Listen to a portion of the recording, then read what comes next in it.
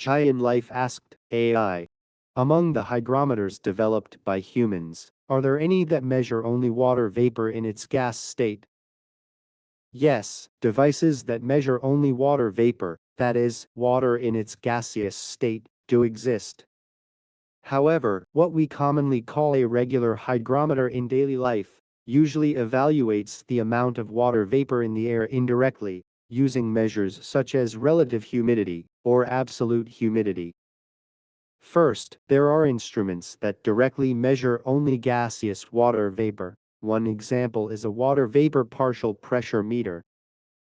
When several gases are mixed together, like in air, this device directly measures the partial pressure of only the water vapor.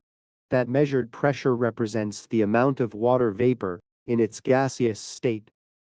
Sensors like this are actually used in industrial and process measurement fields. For example, there are devices such as vapor pressure sensors.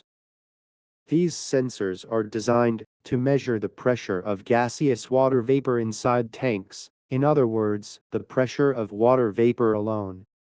Such sensors are used when a. Measuring the amount and pressure of water vapor gas separately from air, or b. Determining the partial pressure of water vapor within a mixture of gases.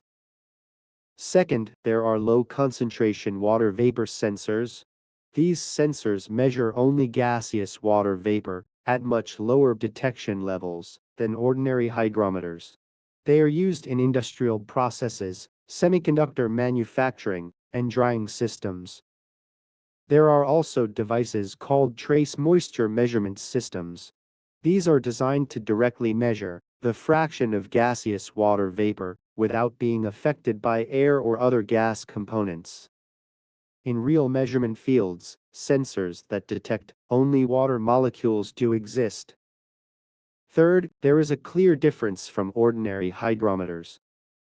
Typical hygrometers measure relative humidity, absolute humidity, or dew point.